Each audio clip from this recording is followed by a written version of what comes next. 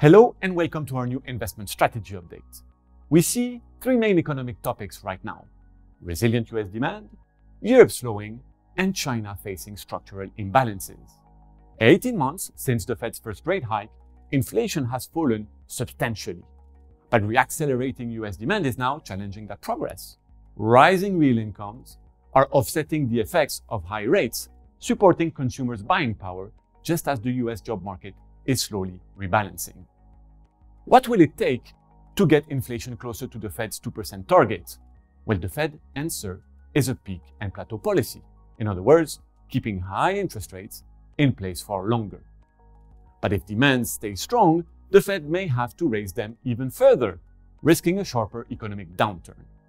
The good news is that restrictive monetary policy is working in other sectors. Manufacturing, credit, housing, and trade remain weak.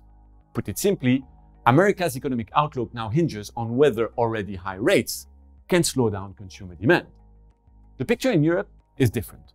Here, both inflation and growth are losing momentum. Monetary policy is working, and given the growth risks, more rate hikes don't seem necessary. The Eurozone should post just positive growth this year, as its diverse economies offer some resilience. In China, property sector stresses continue to support private sector deleveraging.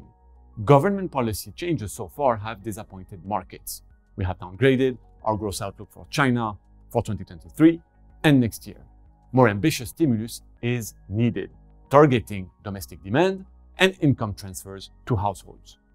Globally, we expect more volatility as the profound shocks of the past few years continue to work their way through the global economy. We continue to watch closely for any new signs of inflation, as that would suggest higher rates and rising recession risks. So how do we prepare our portfolios and where do we see opportunities? Let's turn to Mark to find out. Growth is desynchronizing across economies, as Sami highlighted, generating different investment outlooks. This presents opportunities for investors and requires nuanced tactical choices.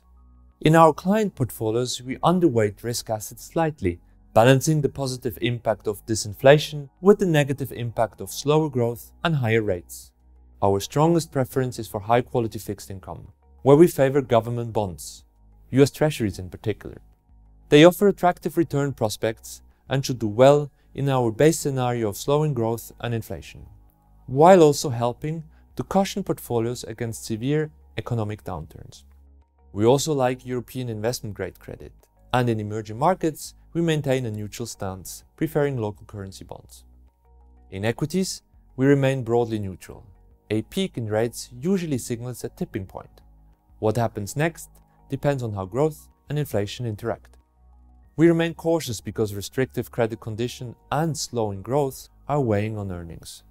Regionally, we prefer non-US markets, but have reduced exposure to Chinese stocks. In sectors, we favor defensives over cyclicals. In currencies, we remain neutral on the US dollar, which is supported by higher interest rates, but capped by expensive valuations. We expect the Swiss franc to remain strong and the euro to appreciate midterm. The yen should remain weak.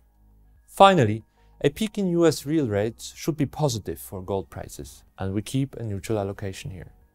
The global economy is experiencing profound change. Geopolitical competition, the environmental transition, and technologies such as AI are all creating or reshaping opportunities. We continue to position portfolios to take advantage of these new sources of growth and strengthen portfolio resilience.